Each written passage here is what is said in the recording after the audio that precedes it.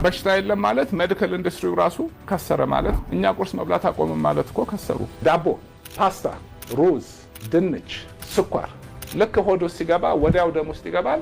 አያውቀውም። ወዲያው ሲስተም ውስጥ ይገባል። ሲስተሙ እንዳይናጋ ያንን ለማውጣት ኢንሱሊን መልቀቅ አለበት። ኢንሱሊን ደግሞ የማይፈለግ ሆርሞን ነው። አንድ ምግብ ነጭ ከሆነ ግን አሃ ብሎ በቃ ሰው ቆሞ ያስብ። ዳቦ፣ ሩዝ ምናምን ገለባ ምግብ ነው። ዋጋውም እኮ የሚረክሰው ከስጋ ምግብነቱ እኮ ምግብ አይደለም። ሆድ አይዝም። ኒውትሪሽን የሚስማማው አለ፣ የማይስማማው አለ። ብዙ ነገሮች ከምግብ፣ ከእንቅስቃሴ፣ ከመጨነቅ አለመጨነቅ፣ መተኛት፣ ብዙ ነገሮች ሲስተሙ እንዴት እንደሚሰራ ካወቅከው በስርዓቱ ከያዝከው ይቆያል። አሁን መኪና ካልያዝከው 5 ዓመት ውስጥ ዱቄት ይሆናል። ከያዝከው 50 ዓመት በደህናም ትነዳዋለህ። 67 ዓመቴ ነው። ሁሌ ጾም ላይ ነኝ እና ሰውነታችን አመጣጡ ያው እንግዲህ ሳይንሱ እንደሚለው የሃይማኖቱን እንዳለ ይዘ ነው ኢቮልቭ እያደረግን ነው የመጣ ነው። የ2 ቢሊዮን ዓመት ኤቮሉሽን ነው እዚህ ያደረሰን። እዛ የነበረን ህይወት ቁርስ፣ ምሳ፣ እራት ሀሳቡም የለም ምግቡም የለም። ግብርና የመጣው የዛሬ 10,000 ዓመት ነው። ከዛ በፊት ታድናለህ፣ ትለቅማለህ። 3-4 ቀን ምግብ የለም። አንዴ ከበላህ ስትበላ ትበላለህ። ከዛ ቆይተህ ነው የምትበላው። መቀቀል የለም፣ ማብሰል የለም፣ ምናምን የለም። እንቅስቃሴ ላይ ነህ ሁሌ ምግብ ፍለጋ። ጊዜ የሚቃጠለው ስልጣኔ ነው። አሁን እኛ ለስልጣኔ ያልተፈጠረ ሰውነት ይዘን አሁን አብሶ ያለፈው 100 ዓመት ውስጥ ዓለም ላይ የበሽታ አይነት እየተንሰራፋ ነው በልጅነት ጀምሮ እና በአጠቃላይ ይሄ የሰውነታችን አፈጣጠርና አመጣጥ የሚፈልገው የማይፈልገው የተፈጠረለትና ያልተፈጠረለትን ነገር አይቶ የማያውቀውን ነገር ለይተን ማወቅ አለብን። እና በቃ ያ ነው የብዙ ሰው የበሽታ እኔ ጉንፋን፣ ራስ ምታት፣ ህመም ምን ሆስፒታል የሚባል ነገር አላውቅም። እና በቃ ያ እንዳልኩ ራሱን የቻለ ሰፊ ቶፒክ ነው። አሰራር አለን። አሰራሩን መጠበቅ አለብን። አሁን ያለው የስልጣኔ ህይወት ማለት ከግብርና ከእርሻ ላይ የሚመጡ ምርቶች ስንዴ ምን ብትለው ሰውነታችን ካርቦሃይድሬት ነው። አያውቀውም። አዲስ ነገር አመጣንበት። በቀን 3 መብላት አዲስ ነገር አመጣንበት። እንደው ባጭሩ እዚህ ላይ በሰፊው ላወራ እችላለሁ። ኦኬ ሰውነታችን 2 ዋና ሁኔታዎች አሉት። አንደኛ ምግብ ሰውነታችን ውስጥ ሲኖር፣ ምግብ ደማችን ውስጥ ሲኖር ያንን ምግብ ፈጭቶ ፕሮሰስ አድርጎ ከሆድ ወደ ደም ገብቶ ወደ ሰውነት ክፍሎች ሄዶ ከዛ በኋላ ወይ በኤነርጂ እንደ ኤነርጂ ተቃጥሎ ወይ ወደ ጡንቻ ተቀይሮ ወይ ወደ ጮማ ተቀይሮ ሰውነትህ መልሶ ባዶ እስኪሆን ማለት ከሆድ ብቻ ሳይሆን ከደምህ ውስጥ ንጹህ በቃ የምግብ ስራ የሌለበት ሁናቴ በአብዛኛው ሰውነታችን እዛ ሁናቴ ላይ ነው የኖረው የመጣው። በቀን አንዴ፣ በ2 ቀን አንዴ፣ በ3 ቀን አንዴ። ትልቁ ከባዱ ስራ የኛ ሰውነት የሚሰራው ምግብ ፕሮሰስ ማድረግ ነው። 70% ኤነርጂያችን እዛ ላይ ነው የሚያልቀው። አሁን እዛ ሞድ ውስጥ ሲሆን የሚለቀቁ ሆርሞኖች አሉ። ያለ የሰውነት አሰራር አለ። አንድ ምግብ በልተን 8 ሰዓት ማክሲመም ከባድ ምግብ እንኳን ከበላህ በኋላ ገብቶ ተፈጭቶ ደም ስር ውስጥ ገብቶ እንዳልኩት ወይ ተቃጥሎ ወይ ጡንቻ ወይ ማስል ሆኖ ደምህ አሁን ባዶ ይሆናል። የምግብ ስራ የለውም። ልክ ያ ሲሆን ልክ ማብራት ባንዴ ባይሆንም ብቻ ፌዝ አለው። ሰውነትህ አሁን ወደ 2ኛው ሞድ ወደሚወደው አብዛኛው ጊዜ መሆን ወደሚፈልግበት ቦታ ይገባል። ያ ማለት 70% ስራው ተላቋል። አሁን ምን ያደርጋል? ይገባና ጽዳት ይሰራል። ልክ ምግብ ስንበላ ቤንዚን ስታቃጥል ጭስ ይወጣል አይደለም? ምግብ ስትበላ ኤነርጂ ነው የምታቃጥለው በሰል ደረጃ። የራሱ ጭስ ባይሆንም የሚለቀው የተበላሸ ቶክሲኖች አሉ። ልክ ያ ሲለቀቅለት ሲስተሙ የሚያውቀው ገብቶ ይጠርጋል። ይሄኛው ሁለቱን አንድ ላይ መስራት አይችልም። ይገባና ይሄን ይጠርጋል። ከዛ ደግሞ በጣም ኢንተሊጀንት የሆነ ኦልሞስት ሰርጂካል የሆነ የተበላሹ ሴሎች የመፈለግ ሲስተም አለ። ካንሰር ብትል ምን ገና ሲጀምረው ልክ አሁን ደም ውስጥ ምግብ ኤነርጂ ከሌለ ኤነርጂ ማቃጠል አለበት። አሁንም ወዴት ይሄዳል? ጮማ ወደ ማቃጠል። ከዛ ደግሞ እነዚህ የተበላሹ ዳሜጅ የሆኑ ሴሎች ሲስተም አለው አነጣጥሮ ይወስዳቸውና እነሱን ያቃጥላቸዋል።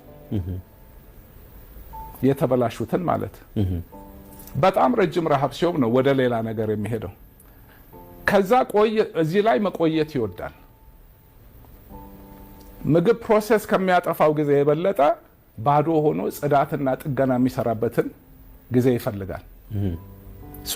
አሁን ያለን ኑሮ ቁርስ መሳራት እረፍት የለው ብሎ በቃ በግድ ይሰራል። መልሶ ራሱን የሚያገግምበት፣ የሚያጸዳበት፣ የሚጠግንበት ጊዜ ያጣል። ቻይ ነው ሰውነታችን 10ም 20ም 30 ዓመት ይሄድና ከዛ በኋላ ግን አይችልም፣ ይሰበራል። ሱካር፣ ደም ብዛት፣ የሰው ልጅ በሽታዎች በሙሉ ሞሮለስ ኢንፌክሽስ፣ ይሄ በኢንፌክሽን የሚመጣ ዲዚዝ ካልሆነ በስተቀር ይሄ ነው መንስኤው።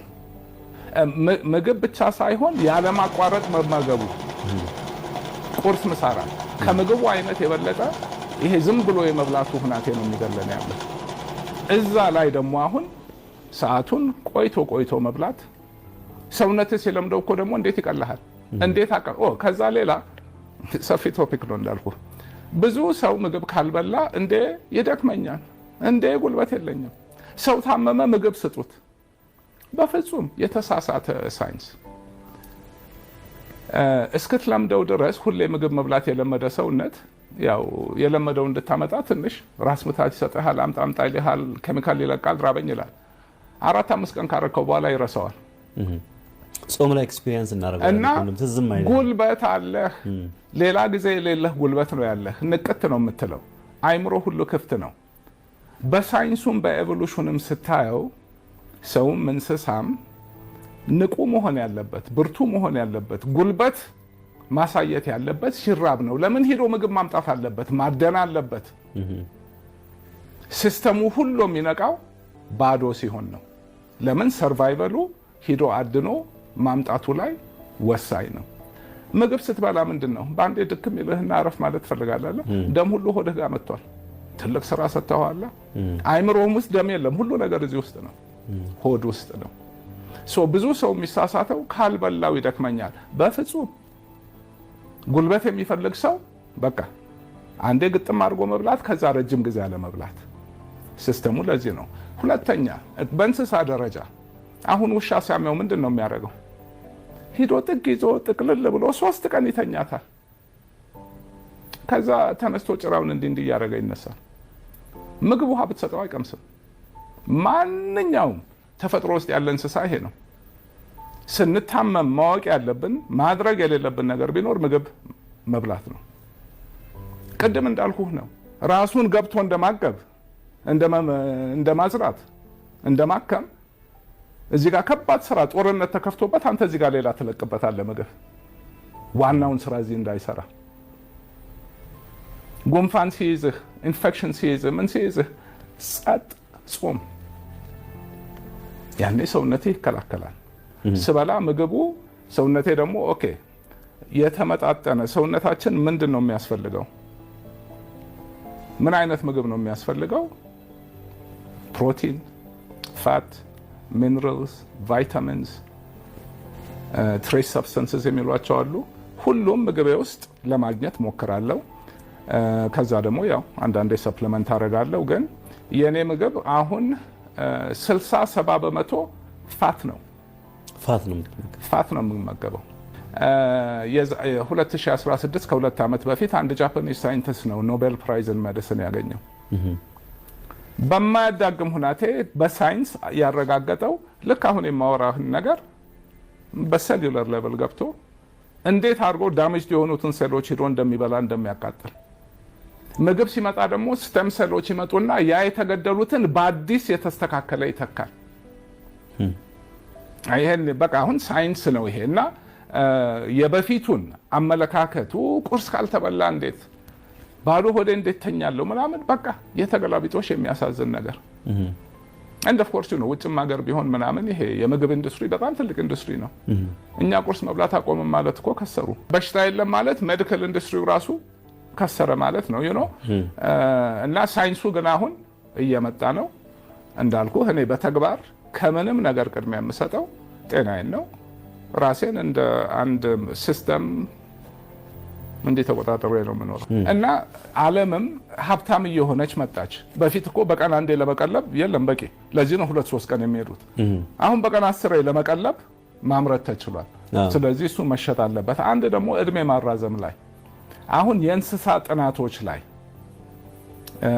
ለሰው ልጅ በጣም ይቀራረባል። አይጥ ምን አለ ግን ይሄ ሪስስ ማንኪ የሚሏቸው አሉ። በቃ ከእንስሳ ሁሉ ለሰው የሚቀራረብና እዛ ውስጥ የሚሰራ ኤክስፐሪመንት እድሜያቸው ደግሞ አጠር ስለሚል አሁን የምልህን አይነት ቆይቶ መብላት ብዙ አለመብላት እንዲህ የሚለውን የነዚህን እድሜ በ30 በመቶ አሳድጎታል፣ አስረዝሞታል። ያን ተጨማሪ 30 በመቶ ጤነኛ ሆነው ነው የሚቆዩት። ያረጉት ጥናት እዚህ ጋር ያው ብዙዎቹን እንደፈለጉ ምግብ እንዲበሉ ለቀዋቸዋል። እነዚህን ትንሽ ምግብ እያጾሙ ነው የሚያበሏቸው። ላይክ አመት 2 አመት ውስጥ አንድ ሰው ሙሉ እድሜ እንደሚሆን ነው የሚሄዱት እና ትንሽ ከዛ ረዘም ይላል። ልዩነታቸውን ሳያቸው እነዚህ የበሽተኛ ማዕት ዝም ብሎ በጊዜ የሚያልቁ ናቸው። እነዚህ ምንም አይማቸውም 30% ሞር ይኖራሉ። እኛ እንግዲህ አሁን ለምሳሌ አንድ ሰው 100 አመት ዝም ብሎ ቁጥሩ እንዲመች ማለት ነው በኖርማል ህይወቱ ይኖር እንደነበረ በዚህ በሄድ ሜቢ 130 ይኖራል ማለት ነው። ከጤናም ሁሌም ጥሩ ስሜት ከመያዝም ሌላ እድሜ የማራዘምን ባህሪ ያለው። እድሜ የሚያራዝመው ለምንድን ነው? እኛ ነን እድሜ የምናሳጥረው የማይሆን ነገር እያደረግን።